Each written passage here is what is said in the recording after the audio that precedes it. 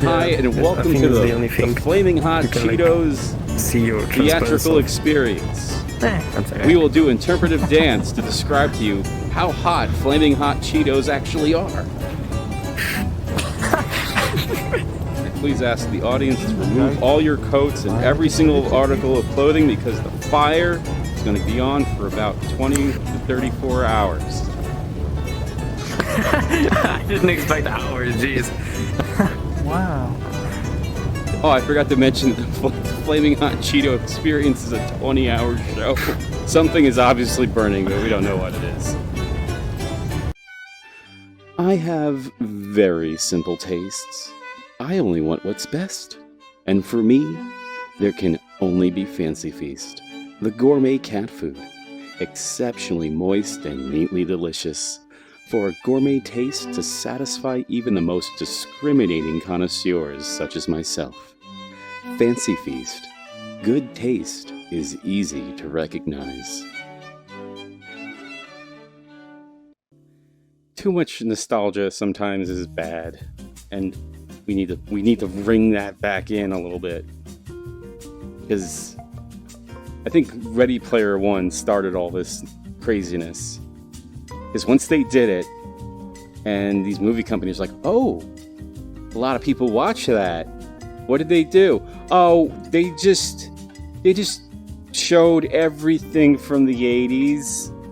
Yeah, that's what they did. And they're like, oh, what intellectual properties do we have? And they're like, oh, we have all of these. They're like, oh, okay, let's put all of these into Space Jam, because that's will get people to watch it, right? And they're like, yeah, that's a good idea. We'll just show them everything all at once, and that will work. And now Disney is like, hey, did you see what they did with Space Jam and that VR movie? And they're like, yeah, let's do that. Let's show them all the stuff that we own all at once. That's old. That'll get them to want to watch it. It's a ball pit. It's just in complete darkness. And you can't see where the edge is. It just keeps going. Oh man.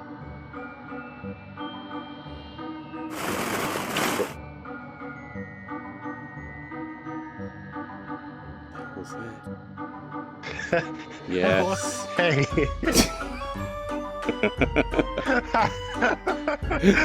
Why is it so... You know, from the title of the world, I thought it was going to be like celebratory or kind of like light and fun. No. And I mean, no, it sort of isn't. What is this place? And it just goes on forever. What? I like how random ones just kind of move here and there. Yeah, like there's something in there. Wait, okay. I love this. Is like That's what it was. Chuck E. Cheese is just like milling around in the dark. Oh my god. Ugh. What's really gross is like if you look a couple layers down, the balls are just like gray and like black and stuff. They're like getting moldy. Yeah, like it's only colorful balls on the top layer. So in community labs, you know, these are worlds that people are currently working on and testing and things like that. So you kind of find some weirdness in some of these worlds. So like this place is like some type of like a Chinese museum that was just posted tonight, and I'm just poking around in here. And it's not running right. Like there's something weird about it. It's very glitchy. And it turns out the lighting in here, if you can see the shadow, see how like it's blinking in and out, and the shadow, it's got real-time lighting, and it's all these little track lights, and they're all real time, which is eating up a ton of computer resources. But what makes it even more crazy is these real-time lights, just the light itself, the source, is grabbable, and you could just take the light source and carry it around in the room with you. You can redirect. Maybe they're testing where to actually put the lights right now. Like they're working on it at this minute. But as of this minute, this world, you can pick up any of the track lights and just grab them and twist them around and move them wherever you want. And they all have like really high res. They float too.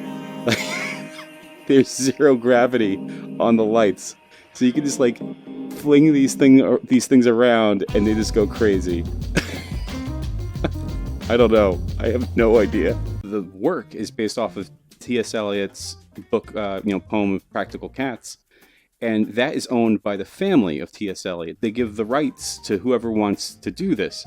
And when Cats was developed, they were trying to explore ways of, well, how are we going to portray this as a musical?